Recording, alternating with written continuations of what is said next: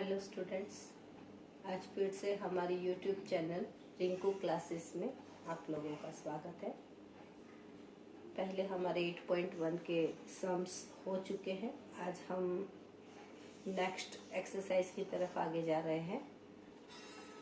Standard 10 है, trigonometric ratios of some specific angles. अभी तक हमने साइड्स फाइंड की थी, एंगल के ऊपर से या साइड के ऊपर से एंगल फाइंड किया था, लेकिन अभी हमें ये एंगल बहुत ज़्यादा काम में आते हैं, मतलब ज़्यादा हम इसका यूज़ करते हैं।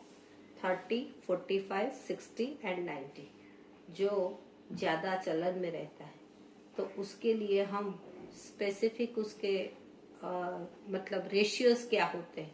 30 डिग्री एंगल है, 10-30 है तो उसका मेजरमेंट क्या होना चाहिए, sin 45 है तो क्या मेजरमेंट होना चाहिए, ये सारी चीज आज हम सीखेंगे। अब पहले हम देखते हैं 45 डिग्री एंगल के लिए अपना रेशियो। मैंने यहाँ एक टेबल बना के रखा है। एंगल ए 0 डिग्री के लिए क्या होगा, 30 डिग्री के लिए, 45, 60 और 90 के लिए, जो हमारे टेक्स्ट बुक में भी है। You can see here, table में हमारे पास है। अब उसको सॉल्व कैसे करते हैं मैं बता रही हूँ एक एक करके।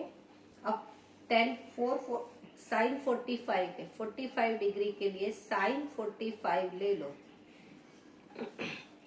हमने पहले भी बताया था 90 डिग्री कोई भी रहेगा एंगल, जैसे कि ए, बी और सी है, ये अपना थीटा बनता है। अगर ये 90 डिग्री बनता है तो ये दोनों एक्यूट एंगल बन जाते हैं।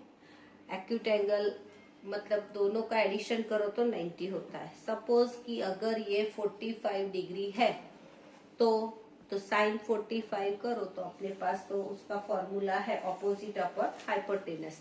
तो एंगल ए की opposite side BC upon hypotenuse है AC। अब यहाँ पे कुछ नहीं है तो हम लोग बोल सकते हैं कि अगर ये A है, ये दोनों 45 है, तो अगर दोनों एंगल सेम है तो ये साइड भी सेम होनी चाहिए, तो ये AA है। तो हमारे पास पाइथागोरस थ्योरम है, A square plus A square is equal to AC square होगा, जो मैंने आगे के वीडियोस में सारे पाइथागोरस थ्योरम के रूल्स बताए हैं। मैं डायरेक्ट यहाँ पे आपको बता रही हूँ। A स्क्वायर लाइक नंबर है, इसीलिए इसका एडिशन होगा, तो 2A square is equal to AC square. अब इसकी स्क्वायर है तो under root 2A square is equal to AC हो जाता है। इसका स्क्वायर निकलता है लेकिन रूट 2 का स्क्वायर निकलता नहीं है, तो AC का मतलब है अंडर रूट 2A, जो हमें AC मिल गया, जो हाइपोटेनस है। अगर BC हमारा A है और हाइपोटेनस अंडर रूट 2A है, A1 सा A कैंसिल होता है, तो 1 अपॉन अंडर रूट 2, जो साइन 45 का मेजरमेंट है। अब एंगल A का हम लोग लिखेंगे यहाँ पे साइन A, तो 0 डिग्री यहाँ पे तो नहीं है। 45 डिग्री में हमने फाइंड किया कि जो साइन ए हमको मिलता है वो है 1 अपॉन अंडर रूट 2। अब cos 45 का मतलब है हमारे पास adjacent upon hypotenuse. Angle A की एडजेसेंट साइड है AB अपॉन हाइपोटेनस है AC, तो AB है A और हाइपोटेनस है अंडर रूट 2A, कैंसल, तो 1 अपॉन अंडर रूट 2। तो साइन के बाद हम लोग लिखेंगे यहाँ पे cos A 45, तो वो भी आता है 1 अपॉन अंडर रूट 2।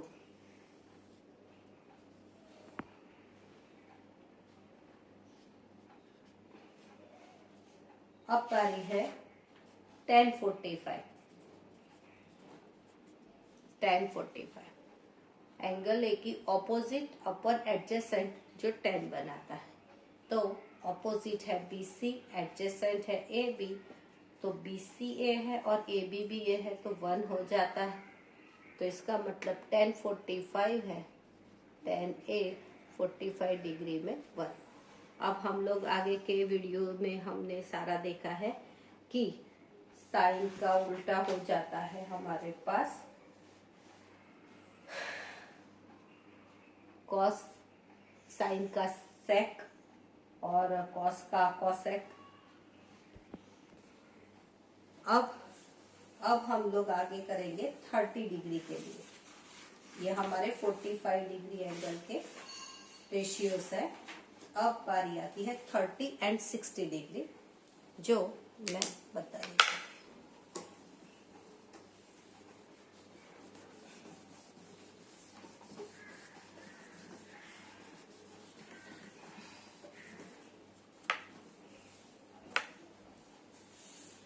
ये हमारे पास ट्रायंगल है जो इक्विलेटरल ट्रायंगल है। हम लोग जानते हैं, जो 9th में हम पढ़ चुके हैं कि इक्विलेटरल ट्रायंगल रहता है तो उसके सारे एंगल्स 60 डिग्री बनते हैं और सारी साइड इक्वल रहती है, तो हम लोग उसको इक्विलेटरल ट्रायंगल बताते हैं। तो इक्विलेटरल ट्रायंगल के जो सारे एंगल 60 होते हैं, तो अगर हमने ए में से ऑल्टीट्यूड किया तो ए से डी हमारा ऑल्टीट्यूड होता है, और यहाँ पे हमारा 60 का हाफ मतलब 30 डिग्री, और ये 60 डिग्री है, ये भी 60 डिग्री है, और ये हमारा 30 डिग्री, मतलब एंगल ए का हाफ पार्ट हो जाता है, तो वो है 30 डिग्री एंगल। अब हम 30 डिग्री एंगल्स के फॉर्मूला देखेंगे। देखते हैं साइन 30। अब ये 30, ये हमारा ADB, ये 90 डिग्री बनता है। अब ये जो 90 डिग्री बनता है तो हमारा एंगल A है वो 30 के ऑपोजिट होता है BD, और इसका हाइपोटेनस हो जाता है AB। अब साइन 30 लेंगे तो साइन 30 के मतलब है एंगल A का ऑपोजिट होता है BD और हाइपोटेनस होता है AB, जो हम लोग लिखेंगे BD अपॉन AB। अब हमारे पास सेम प्रोसेस है। हमारे पास ऑल्टीट्यूड है नहीं, तो हम लोग एडजेसेंट साइड नहीं ले सकते, और इसका भी मेजरमेंट नहीं है।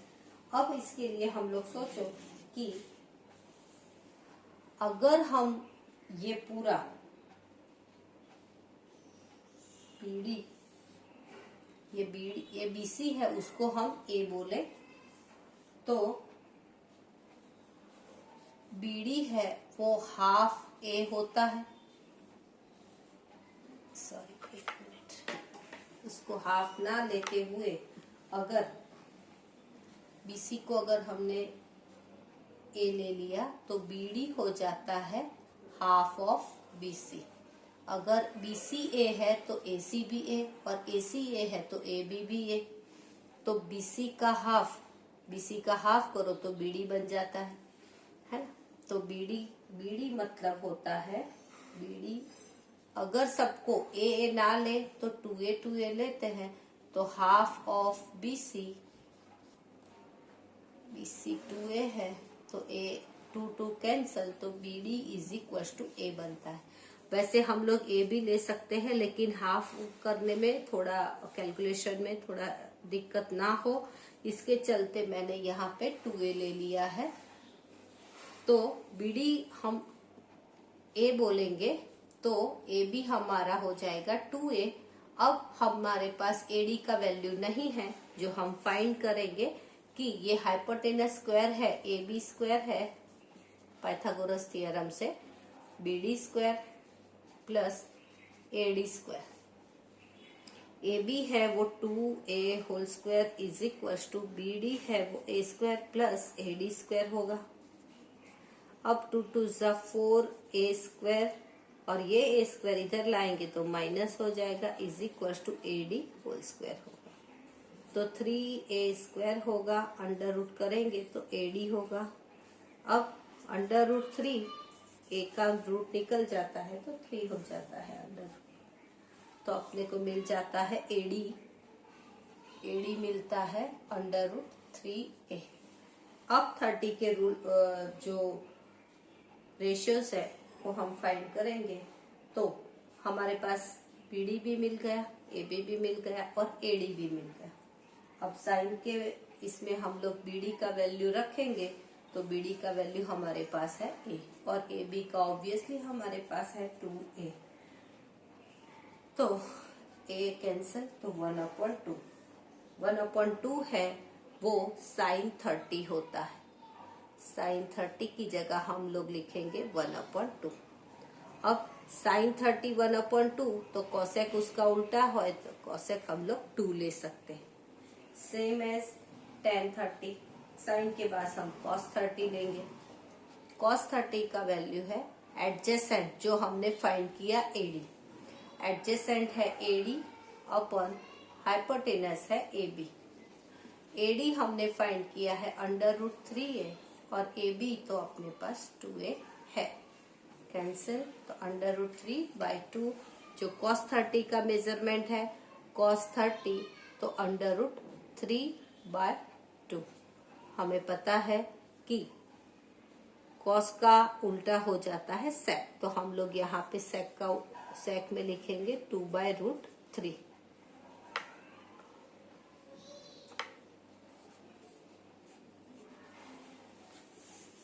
अब बारी आती है tan 30। tan 30 मतलब ऑपोजिट अपॉन एडजेसेंट, तो ऑपोजिट है BD, एडजेसेंट है AD।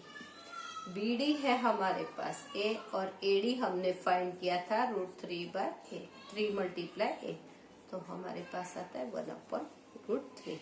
तो tan का वैल्यू आएगा 1/√3 और जो tan का उल्टा होता है वो cot, वो हो जाएगा √3। आई थिंक तुम्हें इसमें सारे स्टूडेंट्स को यहाँ पे कोई डाउट नहीं होना चाहिए, मैंने जो समझाया है उसमें। अब बारी आती है 60 डिग्री एंगल है उसके रेशियोज फाइंड करने की, जो हमारे पास यहाँ पे है। सेम एज sin 60 लेंगे। अगर हमने B को, ADB है उसमें B को हमने बनाया है, सब्जेक्ट बनाया है, तो B की ऑपोजिट साइड हो जाती है AD। AD अपॉन हाइपोटेनस है AB। AD हो जाता है, हमने फाइंड किया था √3/3 × a और AB हो जाता है 2a। A कैंसिल, √3/2 जो sin 60 का आता है। sin 60 है उसका वैल्यू आता है √3/2। अब cos 60, cos 60 है, cos 60 में ये 60 है, उसकी एडजेसेंट साइड है BD और हाइपोटेनस है AB, तो BD अपॉन AB। BD हमारे पास A है और AB है वो 2a है। A कैंसिल, 1/2 जो हमारा cos 60 आता है। cos 60 में हम उसका वैल्यू रखेंगे 1/2। अब cos के बाद बारी आती है tan 60। tan 60 वैल्यू है ऑपोजिट अपॉन एडजेसेंट। ऑपोजिट है AD और एडजेसेंट है AD का वैल्यू हमारे पास है √3a और BD का वैल्यू है A कैंसिल, तो √3। 10 में आएगा √3। अब हमें इन तीनों के सारे रेशियोज पता है कि जो कॉसेक है वो साइन का उल्टा है, तो साइन है √3/2 है तो हम 2/√3 लिखेंगे। सेक है वो कॉस का उल्टा है, तो कॉस का उल्टा हमने 2 लिखा और tan का उल्टा होता है कॉट 1/√3। ये हो गया हमारा टेबल 30, 45 एंड 60 का। यहाँ पे 0 में cos का 1 आता है, tan 0 यहाँ पे not defined and 1 and not defined. यहाँ पर भी same as 1 0 not defined, 1 and not defined and 0। सबसे ज्यादा इम्पोर्टेंट टेबल ये है, जब भी बोर्ड में तुम लोग पेपर लिखने जाओ तो ये पहले अपने आंसर शीट में ये टेबल बना दो, तो आंसर तुम्हारा क्वेश्चन को सॉल्व करने